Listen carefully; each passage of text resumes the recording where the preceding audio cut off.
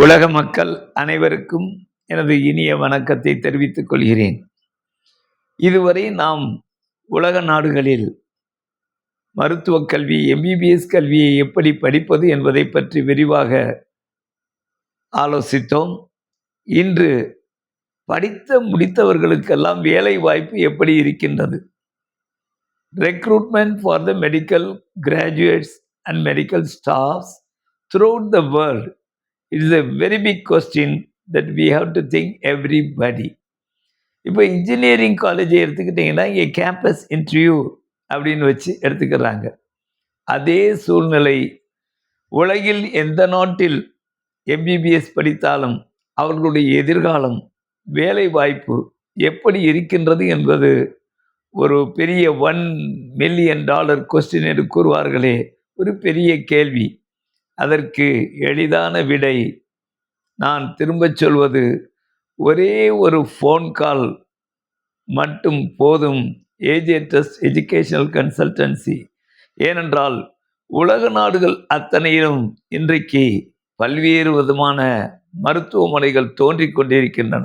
3 star, 4 star, 5 star, 6 star, 7 star மருத்துவமனைகள் அமெரிக்காவில் மட்டுமல்ல, வளர்ச்சி அடைந்த அத்தனை நாடுகளிலும், ஏன் இந்தியாவிலும் கூட உருவாக்கி கொண்டிருக்கின்றது.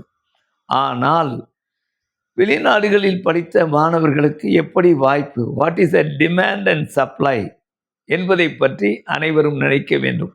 உலகம் முழுவதும் இன்று உன்னுடைய விரல் நுனியிலே அனைத்து இன்ஃபர்மேஷனும் அடங்கி இருக்கின்றது. What I am telling is digital information. அந்தந்த நாடுகளில் உள்ள மருத்துவமனைகள், அந்தந்த நாடுகளில் உள்ள அரசாங்க மருத்துவமனைகள், தனியார் மருத்துவமனைகள், அங்குள்ள வசதிகள், அவர்களுடைய சேவைகள், இவை அனைத்தையும் நினைத்து வருங்காலத்திலே அவர்கள் உலகம் முழுவதும் ஹியூமன் ரிசோர்ஸ் என்று சொல்லக்கூடிய அந்த மேன்பவர் என்ற தலைப்பிலே இது வருகின்றது. எனவே வருங்காலத்திலே டாக்டர்களுக்கும் நர்ஸுகளுக்கும் மருத்துவத்துறையில் பல்வேறு டிப்ளமோ கோர்ஸ் அண்ட் யூஜி முடித்தவர்களெல்லாம் இன்று தேவைப்படுகிறது. உதாரணமாக கார்டியாலஜி டிபார்ட்மெண்ட் என்று ஒன்று எடுத்துக்கொள்வோம்.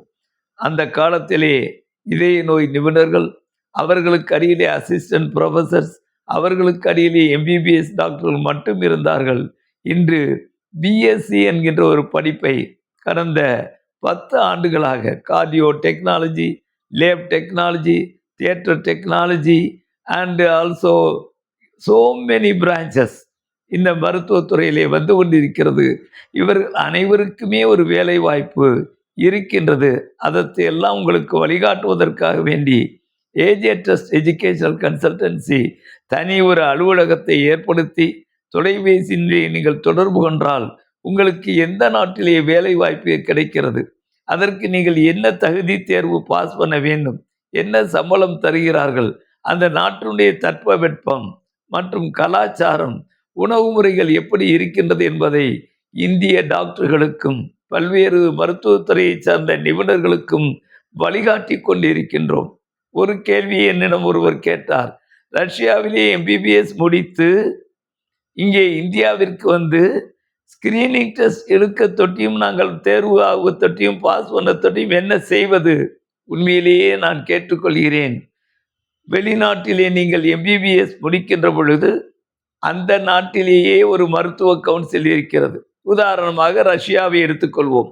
ரஷ்ய நாட்டினுடைய மெடிக்கல் கவுன்சிலுக்கு அந்த நாட்டினுடைய மெடிக்கல் காலேஜில் படித்த நீங்கள் அதற்குரிய அந்த தகுதி தேர்வினை எழுதி எப்பொழுது இந்தியன் மெடிக்கல் கவுன்சில் நம்பர் பெறுகின்றீர்களோ அதை போன்று அந்த நாட்டுடைய மெடிக்கல் கவுன்சில் நம்பரை நீங்கள் பெற்றுவிட்டால் உலகத்தின் எந்த நாடுகளிலும் நீங்கள் வேலை பார்க்கலாம்.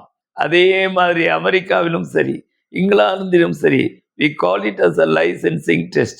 அது முடிக்கின்ற வரை இந்தியாவிலே பல்வேறு மருத்துவமனைகளும் ரஷ்யாவில் டாக்டருக்கு படித்து முடித்த மாணவர்கள் வேலை பார்த்து கொண்டிருக்கின்றார்கள்.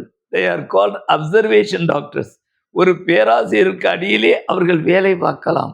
ஆனால் எந்த விதமான மருத்துவ டாக்குமெண்ட்ஸை தான் அவர்கள் சைன் பண்ண முடியாது.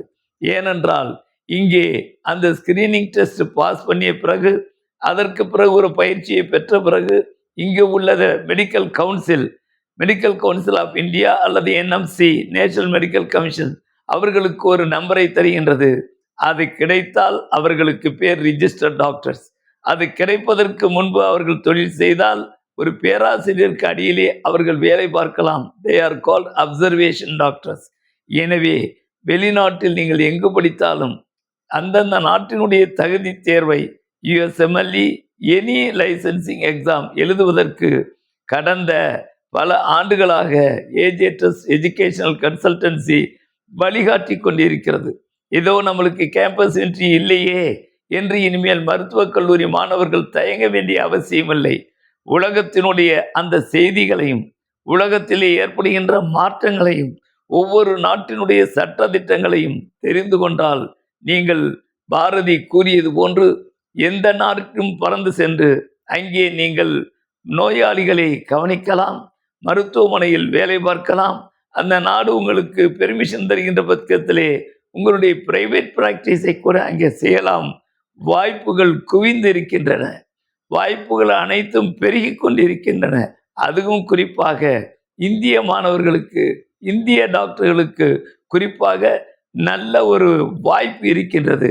எனவே கொட்டி கிடைக்கின்ற இந்த வாய்ப்புகளை, குவிந்து கிடக்கின்ற இந்த தங்க சுரங்கங்களை தோண்டி எடுக்க வேண்டியது இன்றைய டாக்டர்களுடைய பொறுப்பு என்று கூறி, உங்களுக்காக வேண்டி 24 மணி நேரமும் உதவி செய்வதற்காக வேண்டி ஏஜேட்டஸ் எஜுகேஷனல் கன்சல்டன்சி தன்னுடைய அலுவலகத்தை மதுரையிலும், சென்னையிலும், டெல்லி மாநகரத்திலும், மாஸ்கோவிலும் மற்றும் துபாயிலும் பல்வேறு நாடுகளிலும் கிளைகளை உண்டாக்கி அங்கே துணை செய்வதற்கு உங்களுக்கு காத்து கொண்டிருக்கிறார்கள். நீங்கள் செய்ய வேண்டியது ஒரே ஒரு தொலைபேசியின் மூலமாக தொடர்பு கொண்டுகள் வழிகாட்டுவதற்கு, வேலைகளை பெறுவதற்கு, நல்ல சம்பளத்தை அடைவதற்கு, நல்ல அனுபவத்தை பெறுவதற்கு உங்களுக்கு வழிகாட்ட காத்து கொண்டிருக்கின்றோம். நன்றி, வணக்கம்.